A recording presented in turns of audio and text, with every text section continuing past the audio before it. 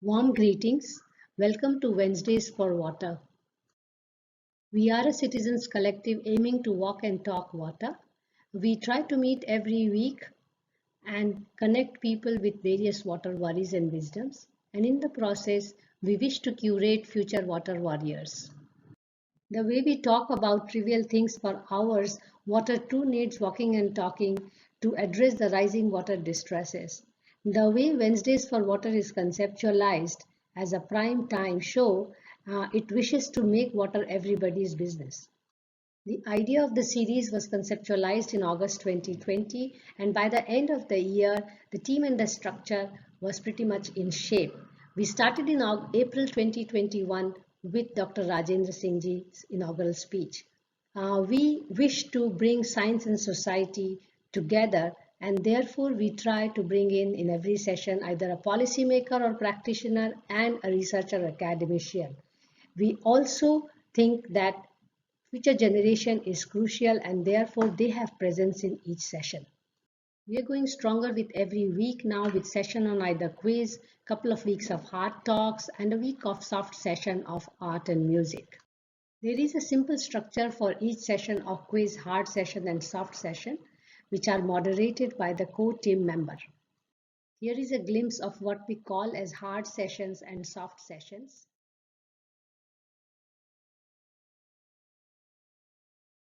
Good evening, everyone. On behalf of Wednesdays for Water and the partnering organizations Terry School of Advanced Studies, TIS Hyderabad, FluxGen Engineering Technologies, Counterview, Wiki Water Resources Council, and myself from Environmental Design Consultants and its Eco Development and Research Cell, Ahmedabad. We are basically a citizens collective, and today we are going to walk and talk an interesting story, which is the rite of passage. And the important part of this session today is that we are also running a painting competition to invite young minds about how they look at the society and the ecology. And today, when we are discussing the rite of passage, we are also trying to understand the way younger generation looks at the society and the ecology, and also how as seniors, we are actually trying to nurture their outlook towards both. Today, we have both the authors of the book, Ashish Kothari ji and Poorva Goel. And we are going to discuss with them how the making of the book took place and also talk about many endeavors which Ashish ji is also taking with children on climate and environment. So Ashish Kothari ji actually does not require any introduction, and one of my mentors he may not be aware of, but I have deep respect for his way of looking at environment, way of really conveying the environmental crisis, particularly the climate crisis. And of course, he is a very well-known speaker in these areas. He's a founder member of Kalpavriksh and member of many people's movements which happen across the world. He has taught at various institutes, including Indian Institute of Public Administration, and coordinated India's National Biodiversity Strategy and Action Plan. Need not say, but Ashish sir's writings are very, very bold, and it really triggers you to think hard on what's going on in the society. He has also served on boards of Greenpeace International and India, ICCA Consortium. He was a judge on International Tribunal on Rights of Nature. He has helped coordinate Vikalp Sangam, Global Tapestry of Alternatives and Radical Ecological Democracy. And this is where I was actually talking about the way he writes. He really pushes you to think hard. He was the co-author, co-editor of Churning the Earth, Alternate Futures and Pluriverse, a post-development dictionary. And I personally heard first time the idea of de-development actually from one of his speech. And I was just looking at his work, and recently he was also talking about conservation kaleidoscope and many such works which he has really endeavored, where one can see how he is trying to interact with the society, particularly the young minds, and how he is trying to nurture their thoughts towards understanding environment better. Our today's second speaker is also the author and very young, dynamic Poorva Goel. And actually, she is the star of today because she will explain how things went on in writing the book. Poorva documents stories about people, places, and paradigms through comics. As a graphic storyteller, she has collaborated with a range of experts across disciplines and social and environmental movements and organizations. And Ashish Kothari ji is one of them. So we both are lucky to have both Ashish ji and Poorva. Poorva has worked on graphic publications, reporting stories about communities and conversation. And just let me add a little bit more about her. When I was communicating with her on this session, she was very excited to really talk about the way things go. And then also she was talking about her future endeavors, where she's going to take her environmental activities further. So with no further time, I would first invite Poorva to really tell us the story behind the book, The Rite of Passage, and then take it further to Ashish sir to talk about how things go beyond, these artists like Poorva, how they look at the environment and how Ashish sir himself looks at the environment. So over to you, Poorva, and thank you both of you for joining us. Thank you so much. Thank you, Mansee. I think I have been working with Kalpavriksh for a while now. This particular book was inspired by different so in 2017, the Uttarakhand High Court ordered that the Ganga and Yamuna are living entities, and they should have the same rights as a living entity. So that is where the inspiration of the book comes from, and also from Ashish's experience with the Narmada Bachao Andolan. And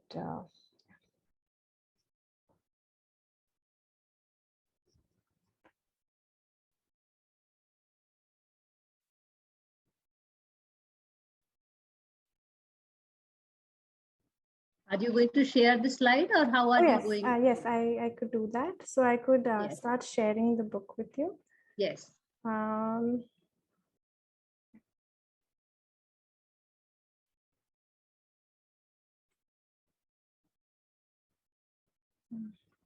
While she's sharing, the book is very small and very handy for you to really go through, and a lot of expressions. And this is exactly what we are also inviting people to really, sorry, to do on the painting competition. Sorry.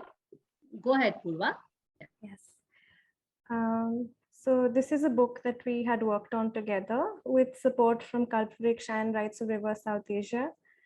And it's a fictional story based in a river valley. So this is the river valley, and here we see that the birds are acting in an unusual way.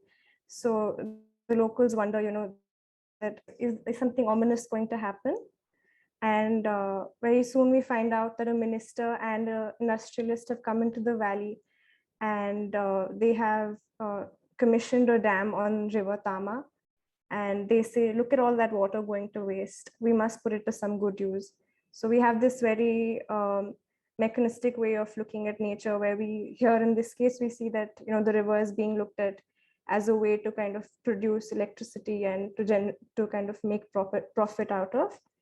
Then a lot of flyers are being distributed that say Sabka Vikas. The locals assume that this means that their village will finally have electricity, but they find out that the electricity will actually go to a city far away, and their villages will be submerged. And so a couple of frogs stumble upon a flyer, and one of the frog wonders, what is all this fuss about? Who is this Vikas fellow?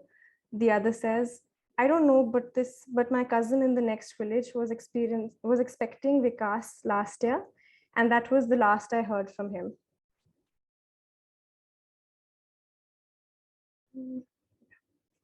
Sorry. So the next day, a couple of fisherwomen, they are by the river, and they're kind of at the end of their day, and they're heading back now. And Deepu decides to stick around. She's hoping to catch at least one fish, and then she suddenly feels a tug, and then she pulls, and then she falls in.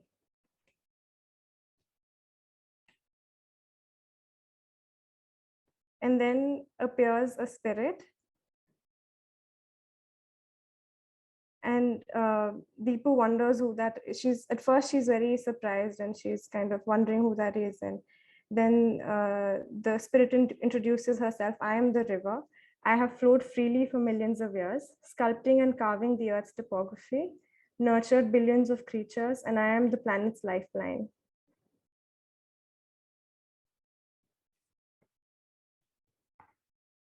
The dam will choke me off.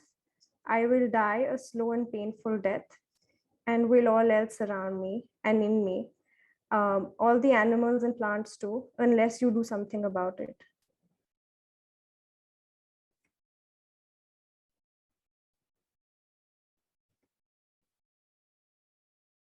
The next morning, Deepu finds herself washed up on the bank of the river. And she's surrounded by people. They're all wondering what's happened to her. And they're concerned about her. And then Deepu wakes up and she says, we must save the river from being dammed. We must fight for the rights of the river. And the people, and she kind of recounts her entire story about meeting the river spirit and everything. And then people don't believe her. They think she's crying wolf, and they kind of leave her behind. And she's obviously upset. She says, I'm not making this up. And so I think I'll stop sharing here. And if you find this story intriguing or interesting, you could go to Kalpavriksh's website and find a link over there, or to Rights of River South Asia's website and find a link, and you can read the entire story from here on. Ashish, would you like to add something? Thank you, Poorva. Thanks a lot to set the tone for the discussion on rights to river, which is now getting very serious in the country, whether rivers and lakes and wetlands should be considered as a living being as us. So I would like to hear now more from Ashish to talk about it in detail, and how are these younger generation people are really coping up with this kind of discourse. Over to you. Thank you, Mansee, and thanks, Poorva, for laying the foundation. Poorva has been a wonderful collaborator in terms of all her artistic work, not just the art, but also the visioning of what a graphic novel could look like. She's also done 3 other graphic novels for us, which are all very, very exciting. I'm sitting in Ladakh right now, as you can make out from the clothes I'm wearing. And it was about a week back, we were in a village called Chumathang, which is very, very cold, very high up. And there, one of my colleagues, she had a session with the young kids from the high school there, middle and high school, government school there. And she was talking to them about rights of rivers. And she was asking them, because the Indus flows right next to the school, she was asking them, what is the, what do you feel when you see the Indus? And what do you think are the rights of a river like the Indus? And one of the girls came up with this very interesting observation, saying that the river should have the right to sing. Now, that is something that as adults had never occurred to us. But it is such a wonderful way of actually depicting how a child would look, or a young person would look at the river. Very, very different from how some of us adults look at the river as a source for making electricity, or as a source of, as a dump for all our pollution and so on. So I'll just put this in a little bit of context, the novel, the book itself. Rivers, as we know, have all been considered to be very sacred in all traditions in India, all religions, all traditions, by communities for thousands of years. And the confluence of rivers is often always a very sacred space, right? In all the religions. But unfortunately, despite this kind of respect for rivers, in actual physical terms, we have treated them very, very badly. We have dumped all of our pollution, all our cities, everybody, all the effluent is going straight into the river. We have some of the most badly polluted rivers in the world. We have made dams on them, which is what this story is about. And so you make a dam on a river, it stops flowing, it is diverted to somewhere else. Even if you take something like the Ganga, which is supposed to be so sacred and holy, and which everybody talks about and goes for prayers, and 2 million people go, in the Mahakumbh to, or 10 million to bathe themselves. If you look at the levels of pollution, and also the fact that the Ganga actually does not flow in its original course anymore, except for some small parts in Bihar and a couple of other places. It has been diverted to all sorts of things. So you can't actually call it a river anymore. So this is also a lot of over extraction of water, construction on the banks, all kinds of things have happened to our rivers in India. This is not true just of rivers, it is true also of what are called wetlands, which means any lakes and streams and coastal areas, all places where water is so important. And water is the source of life for all of us, as we know. We have actually very badly treated them. Now, this kind of treatment of rivers and other wetlands has a very bad impact on wildlife, first of all, because there are fish and dolphins and all kinds of creatures that live in these rivers and wetlands, but also on people, because there are people who are directly dependent on the water for their livelihood, either for fish or for taking water for agriculture, for drinking, for navigation, all kinds of purposes, right? There are millions and millions of people who are dependent on them. So when the river is destroyed in this way, it also has an impact on these people. Also, it's a very interesting thing that our governments, for instance, talk a lot about how we must clean up the rivers and how we must treat them better.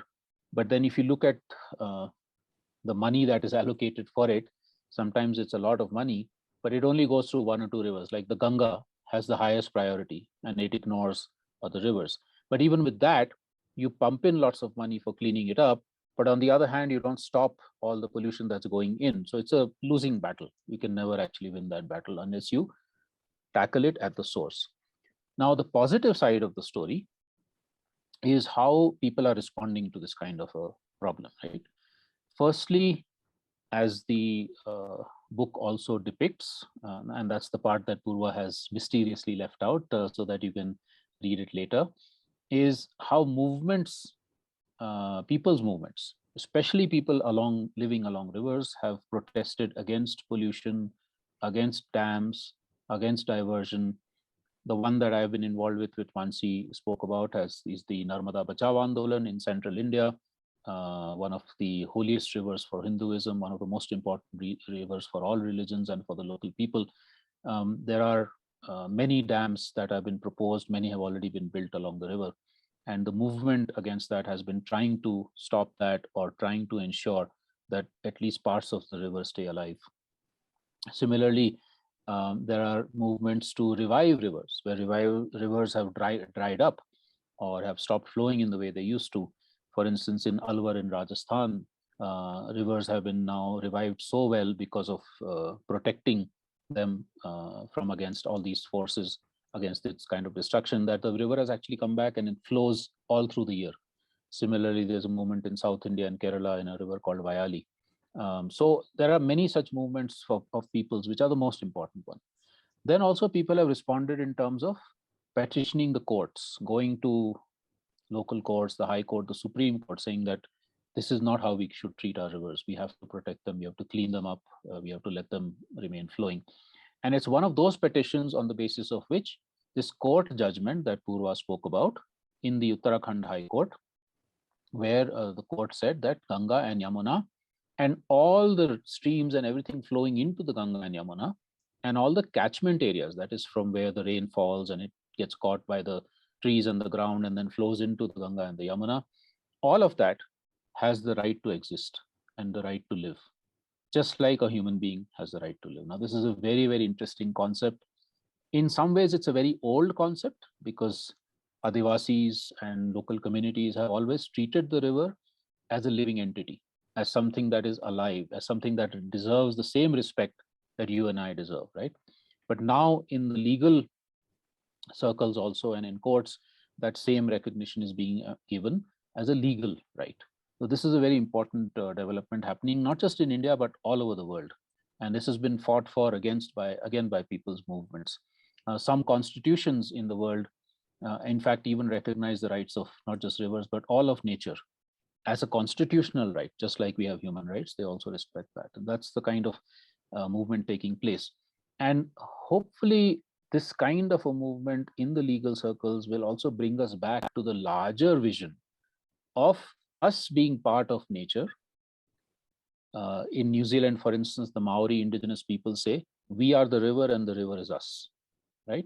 Now that kind of a concept where we are not separate from nature, we're not separate from rivers, we're not separate from other animals and plants, we are part of them, we are a circle of life. That is the kind of vision that hopefully we will bring back into our lives, and then be able to treat rivers and wetlands and all of nature with much more respect, and especially then be able to respect the river right to flow, to exist without pollution, and to sing, as that child in Chumathang so nicely said. The last thing I'll say here is that we are part of, I'm part of Kalpavriksh, which is a 42-year-old organization which has been fighting for these kinds of much more harmonious relationship with nature, with the environment, and with each other. We have also been asking questions about what should development really mean? If development means destroying the rivers, that's not development. If development means so much pollution in our air and water, that's not development. Development means should be with the environment, and it should mean happiness and satisfaction for all people, not just some, right? That includes people living along the rivers, it includes people on our coasts, it includes all people, and wildlife and biodiversity. And that's the question we've been asking as part of Kalpavriksh, and then also as part of Vikalp Sangam, which is a national platform in which people who are arguing for and practicing alternatives to this model of development, which is destructive, saying how we should actually use the water in the river, but also respect it so it continues to be alive, right? Here is how we can use the forest, but also respect them so that the forest is alive and it also remains a home for wildlife, not just for human beings. So that is a Vikalp Sangam, is a platform where dozens of organizations and movements are coming together to argue for this and to show it on the ground that it can happen.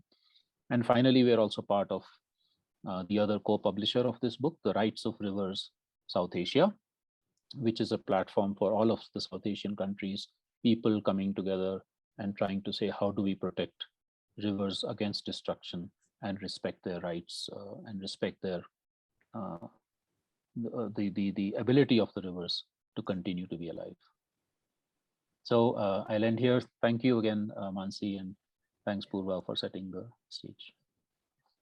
Thank you, Ashish sir. Wonderful explanation and very short and crisp, and I will say very straightforward. So I will start with few questions with both of you and Poorva, so that we can encourage others to also start engaging with both of you. Because we are talking about the rights of river, and we know that now some countries in the world have already initiated that process, and you already mentioned New Zealand, which has now given a legal status. And as far as I remember, even Ganga, part of Ganga has now legal status as a being, you know, as you were also mentioning. But it is not the entire stretch of Gangotri to Ganga Sagar. It is a part because it is also divided by the administrative boundary. So coming from that point of view, and then now looking at the way Poorva tries to portray the whole story here, and because it's a dam and development, and now we are also talking about an alternate way of development, which is a de-development approach. And I have read your work on de-development, talking about it, and you are also mentioning that there are these ways to talk about it.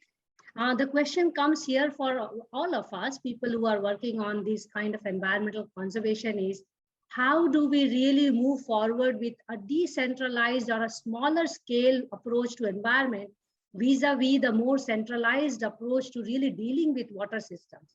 You know, why aren't we able to empower the local communities to take charge of the water system, so that even if the mistakes are happening, they are happening at a smaller scale and not at a gigantic, mistakes as we keep talking about it. You have been in the field for decades now. So where do you see that we have really this situation?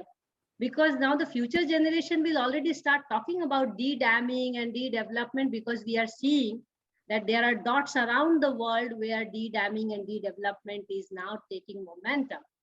Where do you see we stand in India in these kind of things? Because India has already also talked about no more new dams, but then we are not talking about no more pollution to rivers. Where do we stand here? I mean, do you think we have to take both the approaches, talking about de-development, talking about not polluting the river? So I'm asking too many questions here, but then these movements which are at a very decentralized scale, I'm very keen to understand, can we also do development at a decentralized scale?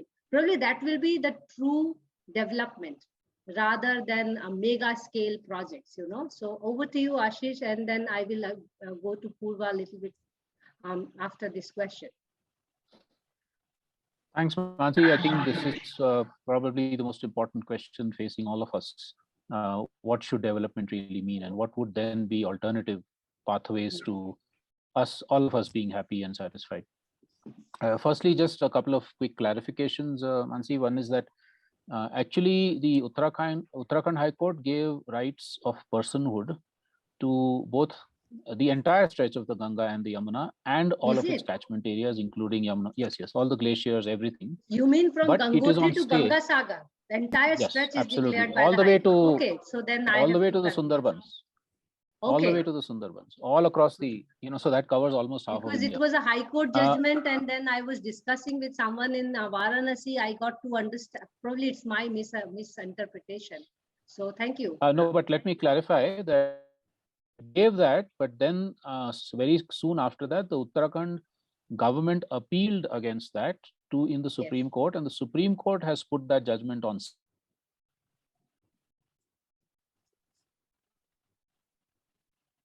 Okay. So that's a bit of a problem right now. Okay. And we have been considering whether we should go to the Supreme Court and ask for that stay order to be removed, but also to provide practical ways by which this kind of a right can be exercised, because Uttarakhand government says we have no way of exercising the right, especially outside Uttarakhand. How do we do it, right? So this is something that has still to be worked out. The second thing is there is no government decision not to make any more dams, not at all. In fact, dams, very big ones, are being made across the Northeast India, and even the ones in Uttarakhand and Himachal, many of them are either still in construction or are being considered. So unfortunately, there is no such decision to stop big dams from being made. Now, what would be the alternatives? So yes, I mean, if you're talking about water, see, why do we make a dam? We make a dam for irrigation, for electricity, for navigation, etc., right? Now, all of these things have alternatives which are decentralized and small scale. I'll give you two examples very quickly. Rajasthan and Kutch, both very low rainfall areas, and both suffering a lot of water scarcity, and especially with climate change, lots of uncertainty about when it will rain or not rain, how much, etc. But in both of these, hundreds of villages have actually done decentralized water harvesting. With whatever little rainfall comes, they store it, they make sure it's properly used. Nobody overuses it, because there's a village level committee in every village which makes sure that nobody is misusing it or using it. And because of that, they are water self-sufficient, enough for agriculture, enough for drinking.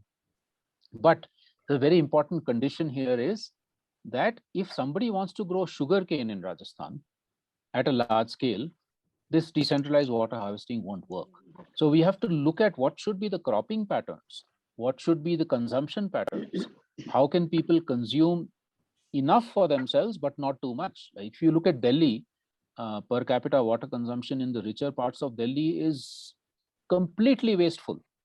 We have one flush of drinking of water in our toilets, and 8-10 liters of water are flushed down the drain. That is not necessary. You can actually do with much less. I'm sitting right now in Ladakh, where they've had a dry toilet system, which means very little or no water is used. And that, in fact, today in the guest house I'm in right now, they have removed all that dry toilet organic matter which has become manure, and they're spreading it in the fields because now they will also be sowing their crops. So not only does it not waste water, it actually becomes manure, extremely productive manure. But now in Ladakh, because of tourism and people coming and saying, oh, we don't want to use those dry toilets, we want flush toilets, all the hotels are building in flush toilets, and Ladakh simply doesn't have enough water for that. There will be a very serious water crisis within the next few years if this keeps happening. So we have to look at decentralized management, harvesting, storage, but also demand. How much demand can we keep making on water or any natural resource, energy, forests, anything like that? We cannot keep demanding more and more and more. And especially we cannot have luxury demands. The rich people like you and me, we waste so much of water, we waste so much food, we waste so much energy, we waste, and so we have to look at all of this. And so finally, what I would say is that an alternative model of development would look firstly, what are the ecological limits within which human beings have to live?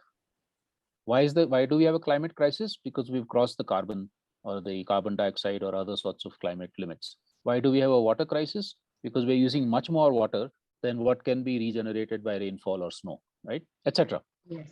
So we have to have a development which is within the ecological limits. And then as an aside, if I can just mention, Mansee, the word ecology, most people don't know this, and economic students actually never learn this. The word ecology and the word economy are both coming from the root word eco, which is oikos in Greek, which means home. Now, economics is about managing the home. Ecology is about understanding the home. How can we manage the home without first understanding it? But no economics department in universities in India have ecology as part of their course. In fact, it should be the other way around. Economics should be part of ecology. So we've just created these divisions which make, which create this crisis. And the second important part of an alternative model of development would be equity and justice. We should have access to nature and natural resources, equal access, not few people taking it all away and becoming richer and richer and richer, and others getting deprived of it. And in others, I include other species, not just human beings. So I think if we can look at that, and there are hundreds of examples where people are doing this already, if we can try and learn from them, replicate them, not replicate, but learn from them and do similar things elsewhere, network them, create the policy changes for these sorts of shifts, then we have a much better future. If we don't do that, we are in for not just a Ukraine war, but a water war, energy war, forest war, all kinds of wars and conflicts between people, which will already arising in some parts of the world. Yeah, so we have to really be able to shift. We are already in it, but it is implicitly there. It has not surfaced as a something explicit happening. So we are in water conflict. You are very rightly mentioned. So something which we understand very clearly also from the way this book was written. These large infrastructures are actually to sustain something else, but not the people who are living there. So somewhere one can already talk about water grabbing, So it's not only the right of the river being grabbed, but even if we look at from the anthropocentric way of looking at economics and ecology, it's also the dividing the society, So people who are living by the water are actually having less access to water, and this whole water system is created for something very far off. For example, Delhi, Mumbai. So somewhere this urbanization itself demanded water grabbing from the underprivileged people already to really serve the privileged as a city, So I think very well put that way. And let me just quickly take a quick question to Poorva, and then I come back to you here. So Poorva, when you were talking about this girl fishing, and then just she gets into the water, and you have gone through that story, so I'm really trying to bring you back to that time when you were writing this. And then you see let's say, Mother River or the spirit of the river. And you are actually asking what to do, and very well said that one of the child in Ladakh said the river should sing, and it's a beautiful way a child would represent something, and this is what we are teaching in schools. But the same child, when the child grows and they gets into the mainstream business, the whole perception of nature changes. So when you're writing this Poorva and drawing it through expressions and talking to the river itself, what do you think today's generation, and especially people like who are very sensitive towards these issues, how are you really seeing the way society, the system, the decision makers are really dealing with it? Do you think there is a room for younger generations, views, voices being placed in the higher level decision makings? Are you heard enough? What do you think about it? Thank you, Mansee. I think the younger generation has definitely grown up with this sense of loss and anxiety regarding the environment, and also a lot of anxiety in terms of what the future will be of the planet and the world and the people and the wildlife that inhabit it. And we have seen world over lots of younger activists, climate activists, who are speaking up, and I think it's important for us to for me as an artist, I think, to share their voices and document their stories of people from marginalized communities, and to kind of document and archive these stories that kind of get left behind or are not covered by mainstream media. But Poorva, let me ask you a little bit more difficult question from here, because you are among those sensitive people. But just to understand, are you surrounded by these kind of youths all around, or you really find that not many youth are concerned about it? Do you really discuss this amongst youth, that there is some problem with climate, there is some problem with water system, we have to do something? Do you really have this kind of, I'm saying, circle, or you feel that no, there are only few people who are thinking? I'm just trying to understand younger generation, where are you, and do you think that you will be able to voice more? This is a very good way of voicing yourself, the way these impressions are made in the book. But where do you see your circle around? Are they also equally concerned as you are, or how do you see in general? I think there are people who are trying to educate themselves and inform themselves about these things, and are concerned about the environment, and are sort of in their own way trying to work with people or organizations that have been working on the environment. And I think I think we all belong to like Ashish said, rich people like you and me. I think a lot of us, until the time we're not directly affected by climate change, I think we can sort of maybe even just talk about it and not do much about it.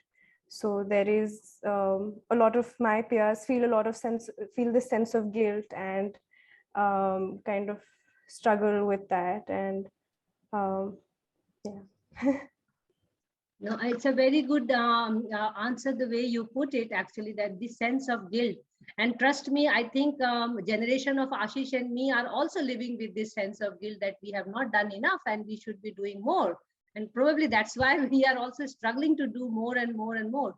So I want to come to the part of the book where you are actually talking about that people are coming on the road and making a voice against this dam story, which you have covered in the book. How do you see the younger generation today? Do you think there is a drive in the younger generation? Because we saw Medhaji fighting for her entire life. I mean, she spent her whole life doing Narmada Bachao. Do you see that in future we will have these kind of movements to save the rights of the river, save the the very being? Because in a society when we will have to talk about our right to living, because if river is not living, we are also not living for long, for sure. I think, how do you convey that? But do you see that we will be able to come together in a very non-violence way, and talk about some kind of a satyagraha to not only save river, but even talking about right to save ourselves. We should have the right to save ourselves, where river become a kind of a de facto entity to be saved. Where do you see that we can do that? I mean, in a very holistic way. I'm seeing you as a future leader. I will stand behind you. No, I think definitely, in the Northeast at least, the resistance against the dam in Debang, or be it, Dehing Patkai, or the corridor through Paki Reserve, Tiger Reserve, sorry. I think it's the younger people from the community that have kind of come together and have taken these movements of resistance forward. And they are the ones who are kind of going back to their communities and speaking with the elders and kind of creating more awareness and kind of taking this resistance forward. So I think definitely younger people are sort of, yeah. Very well put, because let us see it not as a resistance, but as a movement to right to our lives, because the moment we talk about it as a resistance, it sounds like something which we are doing against, but we have to really see these artistic impressions in which you have put this book and your other books for that matter, the way younger generation can use these tools, and you are empowered with more tools than my generation. I don't even recall that I could even do one page, comic or one page story when I was of your age. So definitely you guys have more, tools to express, tools to really talk about these things. And you people are exercising those, right from social media to making comics, to writing stories, to writing blogs. So, I mean, we are hopeful when we see the younger generation like you really working towards it. So just to put a lighter note here so that I can open other questions for other people. What is your next project, Poorva? I'm quite excited, because what are you talking about? I have been working on a graphic novel for the past 3 years. It is about the Sharavati River Valley and how it has been impacted by several hydro projects over the years, and how it will continue to be affected by the future projects. So I spent some time in the Sharavati Valley talking to people and ecologists about the impact of development there. And recently I was in central India through Vedatam as part of a walking, this sort of, a fellowship where we were walking along the Sindh River. So over there, we were documenting this stretch of the river and kind of spending time with the river, talking to people who live along the river. And so I'll definitely be creating some comics from the stories I gathered there. Nice. And I'm going to use your power to convince Siddharth to come on board. I'm already going after him to come here on Wednesdays for Water, and he has promised yes. But now I'm going to say I have Poorva with me on my side, and please confirm. So thank you, Poorva, and I wish you all the best for the endeavors which are going on. And I really hope that you are going to use these skills for others. I will now open the floor for others to ask questions to both of you. Maybe you may raise your hand or just unmute yourself. We have very few people today, so it will be very easy to go through each one of you and really interact with Ashish and Poorva. So Ganesh or Megha, would you like to go first?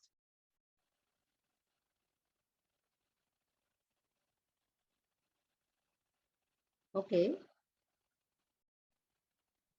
Ajit sir, would you like to take question, or shall I continue?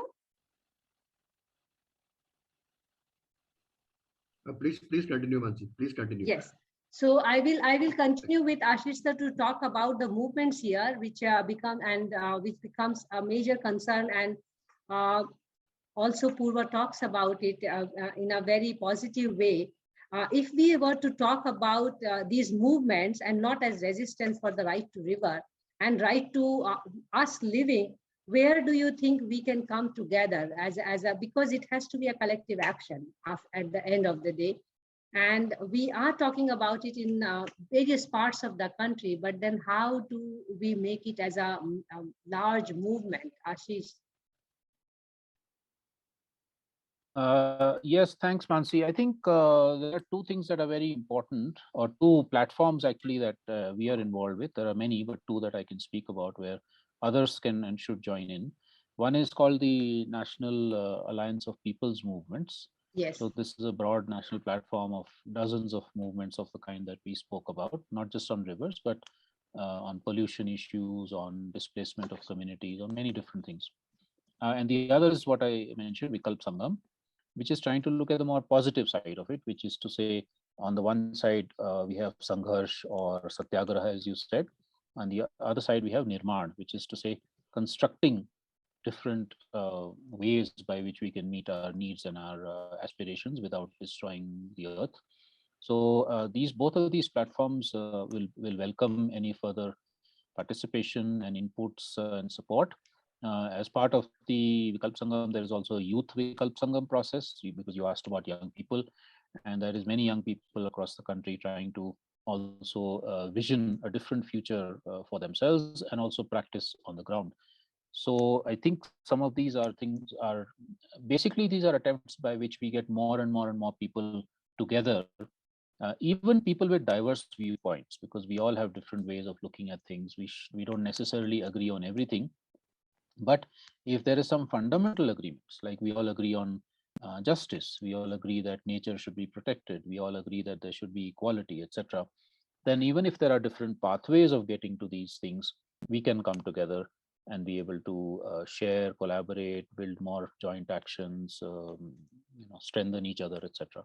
So these are some platforms that I can think of which are doing the kind of thing that you're trying to do. But of course, we need much, much more of this, because the Yes. powers that we are up against, very powerful forces we are up against, are still, of course, much more dominant than, and so we need more and more people to join in. And I think also I should also mention with Mansee, sorry, just a quick thing on go young ahead, people. please go ahead. Just to add, I was adding to you. Yeah, just to add to what Poorva said, I think the youth, many of the youth movements today actually are providing a lot of hope. Yes. Poorva mentioned some. Then, if I can just give a couple of other examples. For instance, globally, the climate justice movement has been inspired so much by young people all across the world, including in India. Then in India, for instance, she mentioned the Young Patkai, which is where some mining was proposed in a very important forest area. Similar projects, destructive projects, have actually been tested, or Sangharsh has happened through art. So we've had what they call art storms in at least 7-8 such areas in India, and some of them have been quite successful in not just bringing awareness about the issue, but also in fact stopping. The government has said, okay, we will not do this after this kind of young people's movement. And the last one, I think, is very, very important.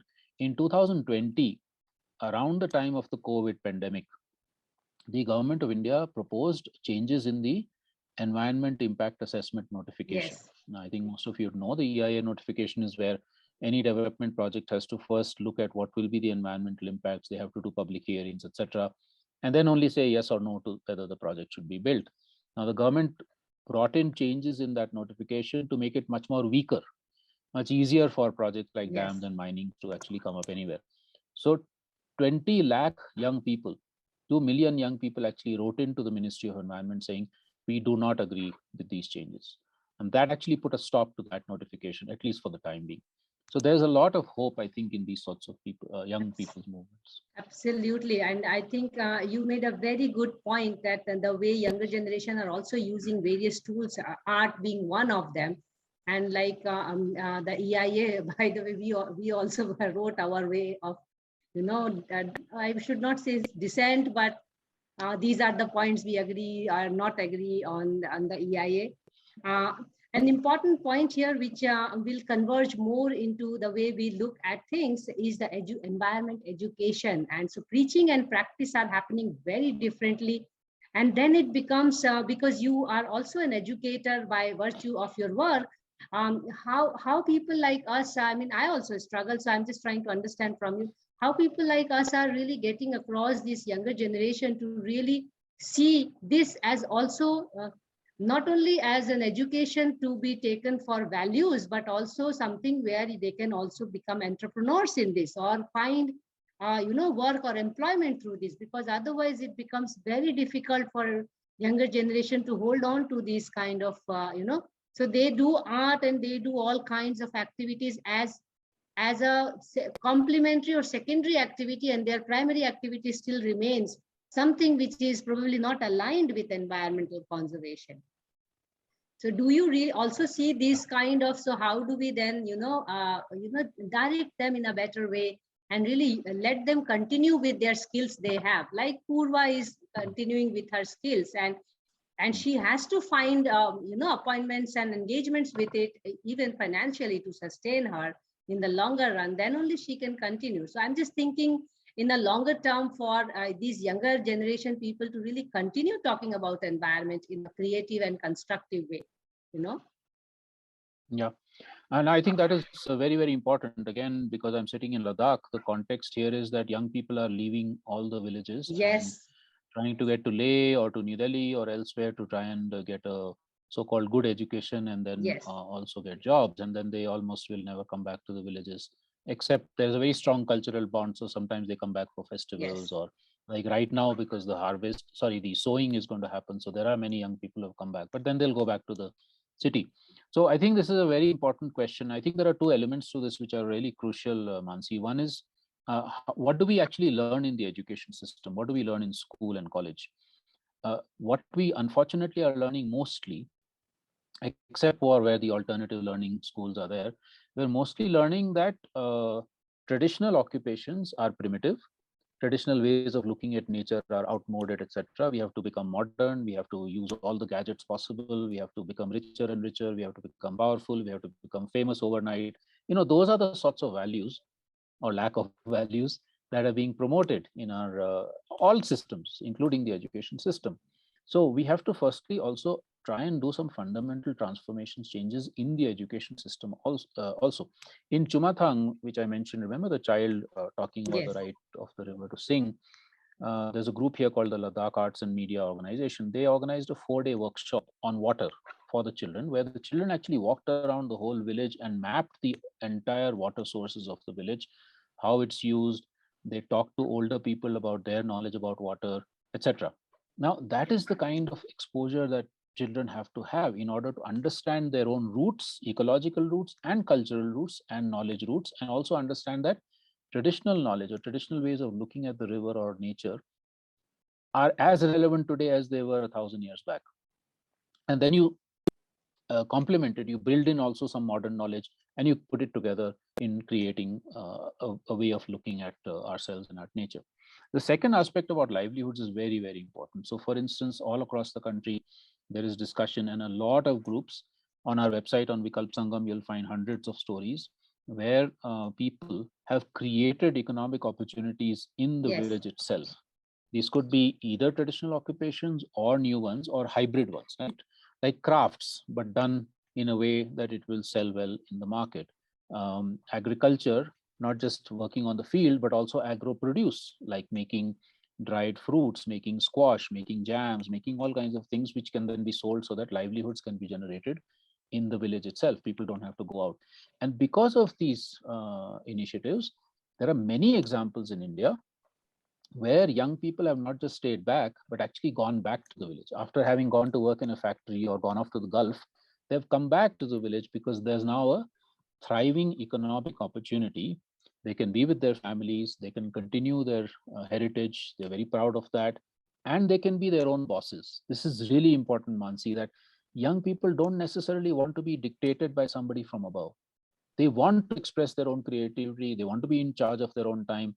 Like, Poorva can do her graphic novel when she wants and do something else elsewhere. Of course, we all have to do some work to also earn a living, but that work needs to be pleasurable, enjoyable, not what I call deadlyhoods, which is instead of livelihoods, deadlyhoods, where you sit and work on a computer from 7 in the morning till 10 in the night, and then after 8-10 years you're completely soul dead and you want to completely quit it all and do something totally different.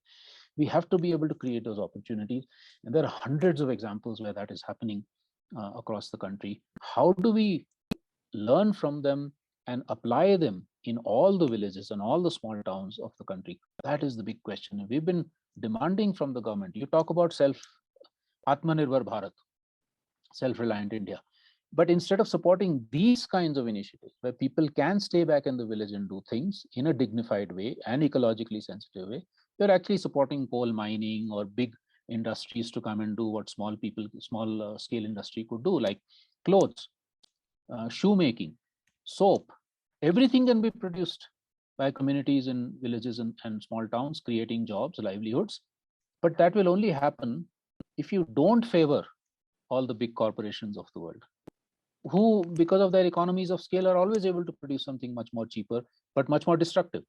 They don't care what happens to the environment. They don't care what happens to people. But you really want to care about it and become self-reliant, these are the sorts of things that need to be supported. And that will create the livelihood opportunities for young people, so that they will, what you're saying, they will be able to sustain themselves and the environment. I think very well put, and also it brings the full circle of the discussion where we also started talking about, empowering people at doing smaller scale things for their own surroundings and, for their own well-being.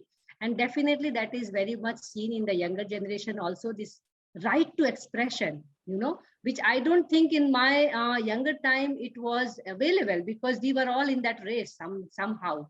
I mean, I feel fortunate to have stepped out of the race very early in my life, but I see more younger people, stepping out of that race and talking about this right to live, right to think, right to express. And that's also the rite of passage talks about, the way a young person can think about the nature and about the environment. I see a hand raised. We take question from Ganesh. Over to you, Ganesh. Please ask your question. I'm on the move, so there might be a little noise. Sorry about that. But deeply impressed with today's talk, Kothari ji and Poorva. I mean, amazing. I really love the graphics, and also learned how the economics and ecology have similar roots. To be honest, I had no clue about it. And today I know that eco means home, and one is managing and one is understanding. And we have totally messed up, I think, in understanding this. So thank you so much for that. I have a question, which is, I don't know how connected it is, but still I want to go ahead and ask. Go ahead. In countries like Germany, environment, climate, and all those things are the major agenda for polls, like in terms of election. But I don't see that India has reached that point. But I am hopeful that becomes an agenda. I want to understand: is there some? What do you think would catalyze this as an agenda? Environment becoming an agenda, or I know the mindless development that we have gone through is where we are all messed up, and it's definitely not sustainable development goal. We have not gone through sustainable development. So I don't know, this question might be slightly vague, but I still want to understand, how do we start making environment, water, climate change as our agenda, so that our political party, whichever comes into power, start focusing on that over other mindless things. Ganesh, I love you for this question, because no one better than Ashish Kothari can answer this question today in India. Let me tell you that. So very good question. And this is a burning question amongst many of us, how to make it a public discourse and an everyday agenda, because politicians are also reflection of the society. But Ashish, please go ahead and answer in your natural way. I know you would love this question and to answer. No, I absolutely do. I think it's a very, very crucial question. I definitely do not have all the answers for this, but some thoughts from my side. One is that I think, firstly, let me just quickly, as an aside, talk about Germany or any of the European countries. Yes, these are very important election issues in those countries. That's because there's been a long-standing movement, the Green Party movement, and many other movements, the NGOs, etc., that have been seeking much more responsibility from the government for these sorts of issues. Even the consumer movements, much stronger than here. But there is still a very fundamental flaw there, which we should from, which is that, for instance, almost no movement in places like Germany for fundamental changes in their consumption patterns. Now, you can protect all the forest in Germany or Japan or wherever, or Finland, and say we are environmentally very green, but that's because half of your consumption needs are coming from other parts of the world where they are causing ecological destruction. For instance, people say, okay, let's switch to electric cars instead of fossil fuels, diesel and petrol. Let's switch to electric cars. It sounds good for the climate, but electric cars need mining somewhere on the planet. Lithium has to be mined, etc. That is going to happen in maybe Africa or Latin America, again displacing people and displacing wildlife, right? So you have to go a bit. These need to go much deeper into what sorts of questions they're asking. Now, as far as India is concerned, I think one of the weaknesses of the environmental movement has been not to connect environmental destruction with livelihood destruction, and the converse, environment protection with the creation of livelihoods. We haven't connected those well enough as part of the political agenda. So in a sense, it's also our weakness. And we haven't, we should have for the last 20, 30 years been going to every political party and saying, look, the regeneration of 60% of India's land that is degraded, the revival of rivers and lakes which are badly polluted or being drained out, this can become a huge job opportunity, a huge livelihood opportunity. Tens of millions of people can actually get livelihoods out of that, or their existing livelihoods can be protected by that. Now, if we are, I'm just giving one example, but if we had made those connections and become a much more strong narrative, which is projected at, oriented at all political parties, today it would have been a much bigger political agenda. Organic farming is already becoming a political agenda, as you know. Partly, of course, the farmers' movements, but also because so many thousands and thousands of farmers and farmer groups across the country have shown that chemical farming is the wrong direction to go. Organic or natural farming is the right direction to go. So many state governments have picked it up, and now even the national government is talking about natural farming, right? I mean, there are many problems with it, but at least they realize that there is change that is needed. So those are the sorts of movements which will then make water, etc., a political issue. But I just want to quickly add here that simply making it an election issue is not going to be enough.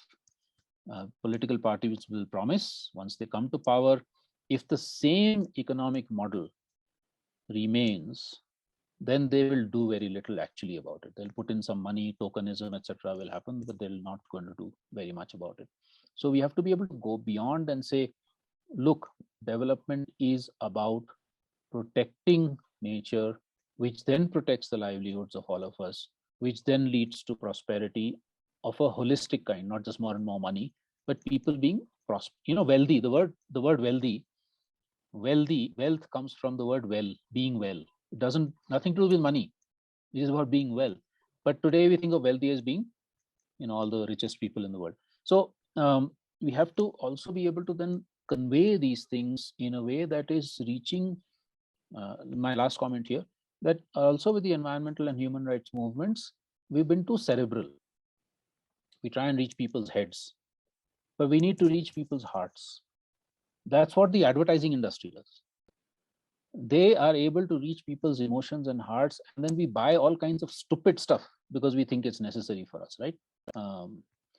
But if as people, as part of our movements, if we're able to actually reach people's hearts and emotions and minds, and therefore the importance of art or the kind of work that Poorva is doing, much more important than my just giving lectures, I think we would be able to make these much bigger agendas than they are right now in India. So I'm hopeful that that will happen, especially also with the youth movements, because they are, like Mansee said, they're using all kinds of tools to try and reach across to people, including politicians.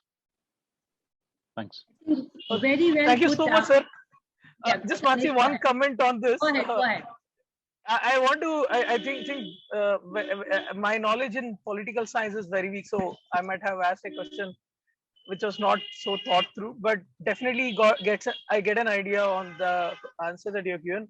I don't know, just again a connection on where there is a small shift in Indian political case where a corruption issue was a big issue, and there was India went through a anti-corruption movement in 2000, I think 12, 13, 14 time, and then it also eventually led to a new party coming in, right? So is there something that we can do as a movement where such new parties would come up? I don't know if it is possible for the existing party to focus on environment, if that's the right, I mean, as I told you, I don't know about this thing. Is there something that we can do? And the last bit is, how does communications like Wednesdays for Water can play an important role in building that narrative for the people? Ashish. Okay, thanks. I'll leave the second question to Mansee to respond to. Yes. Just on the first one, on the first one, Ganeshji, I think 3 quick thoughts. This is a very complicated issue. We need much more time, but 3 quick thoughts. One, yes, it is possible to, if, for instance, the farmers' movement over the last 1 year actually galvanized a whole lot of social movements to come together to be able to articulate not just what the farmers were asking for, but also other issues like pension or environment or other human rights or feminism, etc. Right? Now, those could lead to 2 things which are very important. One is maybe new parties, but I think much more important is what's called the non-party political movement. Yes. Which is to say, we don't fight elections only as politics. Politics is about us exercising power where we are. There's a village in central India called Mendhalekha, which 30 years back declared that we will elect the government in New Delhi and Mumbai, but in our village, we are the government. And to some extent, Poorva's book also kind of goes into that, that we are born with that power. It is inherent in us. Why do we give it over to politicians and bureaucrats if we can actually exercise it wherever we are, in an urban neighborhood, in a village, in a school education, anything like that? It is inherent in us, right? That is democracy. Again, as you will notice, I love going back to the origins of words. Exactly, to Swaraj.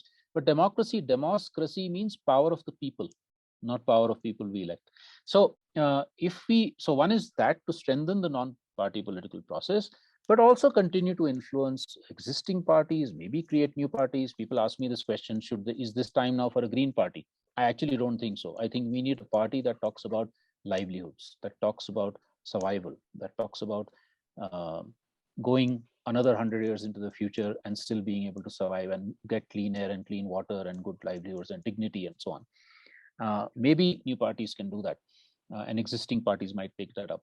But for me, the most important movement, really, political movement, is people saying, we will be at the core of decision making. We will not leave it to bureaucrats. We will not leave it to politicians. That's the political movement that is much more important. It might take 3-4 generations, but that's, I think, where we need to head. I think thank you so much, sir. Thank you so much.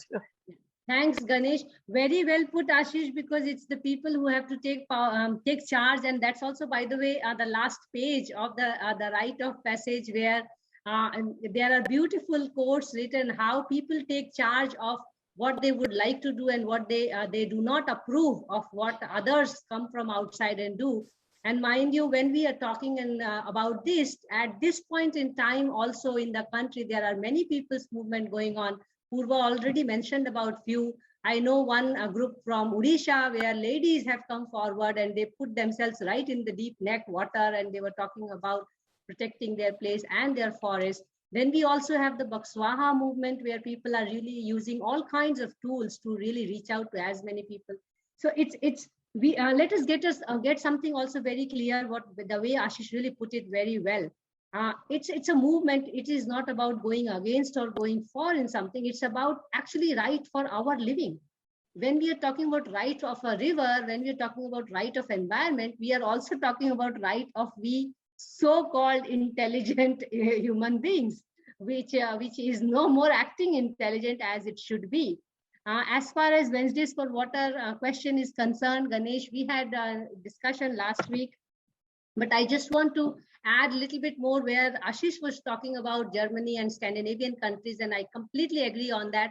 And actually, we are at an advantageous situation in India where we can leapfrog, because we have a traditional wisdom to hold on to, and we can still really not do the same mistakes as they are doing, and definitely read the Sustainable Development Goal 12, where he already talked about, unless and until we talk about responsible consumption and production, saving rivers, saving water bodies, saving forest is not going to happen. So it's a very vicious cycle where we have to get into it.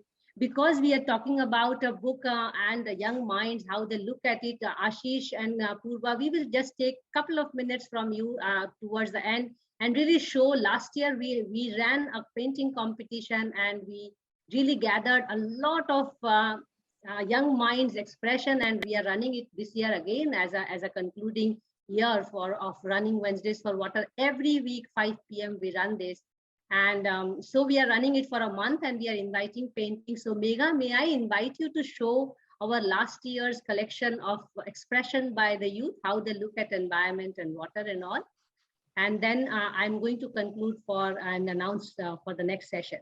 So over to you, Megha. Thank you. Would you please play the video? So Poorva can guide us for our this year's competition. Maybe I will invite you to become our judge for selecting a few paintings for awards. So this is from the last year, and you can see children are really already expressing themselves. They are showing that what they are feeling outside. So I think these are strong messages which as adults we have to take. Such a beautiful image, you see. It's the way they are showing harmony. They want to see that. They want to see the river sing, the elephant is there. It's a beautiful thing.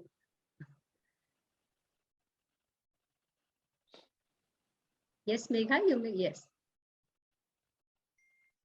And when children are also showing this kind of, crisis and also showing good things, you get to learn they are observing very closely. They are. So these are just the one which are won the award. So we had nearly 100 submissions come. So we have opened the submissions for this year also, because we complete our 1 year on 27th of April. So it will be, the painting competition will be open for few more days. We are inviting, and we are going to send you the link through there.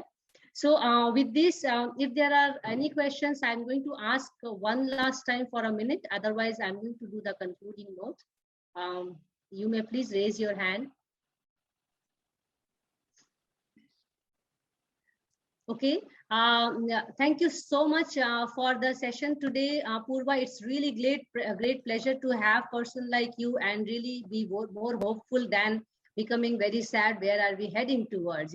So we are behind you. You please take the responsibility for us as a future leader, and we definitely would like to support people like you to really take things further and help us to see some new directions and see some new hopes towards saving the environment, saving the water systems, and also bringing people together to have a voice, bringing people together to be able to express both ways that this is not happening good or this is beautiful. Both are equally important expressions, which I think your generation has ample number of tools to express and even increase the outreach, unlike if I have to talk about 30 years ago when probably I was of your age.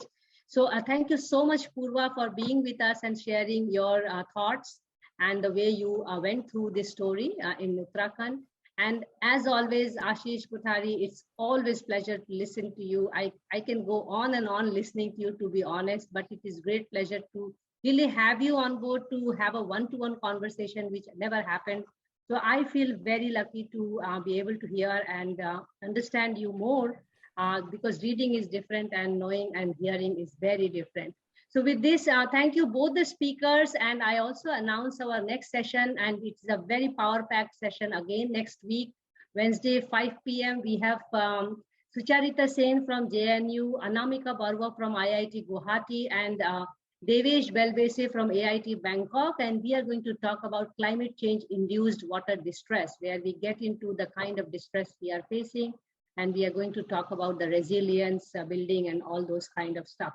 So we are really looking forward to next session, as well as we are very grateful for today's session. It was going to happen, not going to happen, depending on Ashish's network, but eventually we managed to have it. Really grateful to both of you. Thank you all, and thanks all the participants. Please take care of yourself, and we see you soon next Wednesday, 5 p.m. Goodbye. Thank you, Mansee. Thanks a lot. Thank you, presenters, for joining us today and enlightening us with your wisdom. Also, thank you all the participants for joining us and making the session interactive. Besides walking and talking water, worries and wisdoms collectively, we See this as a platform to cross-connect and expand our network and explore possible collaborations. We are also making notes to publish both scientific and non-scientific work. Here is a glimpse of some of our writings. You may reach us through email, LinkedIn, Facebook, Twitter, Instagram, and also look at our website www.W4W.in. We look forward to your suggestions and comments to make the series more meaningful and engaging. And meanwhile, we hope that you appreciate today's session. We represent Tata Institute of Social Sciences, Hyderabad, Terry School of Advanced Studies, New Delhi, Environmental Design Consultants, Ahmedabad, FluxGen Sustainable Technologies, Bangalore, Counterview, and we are supported by Wiki's Water Resources Council. We truly appreciate your support and encouragement in conducting this series, and we hope that you will stay tuned with us through our social media platforms and our website, and you will write to us at our email IDs.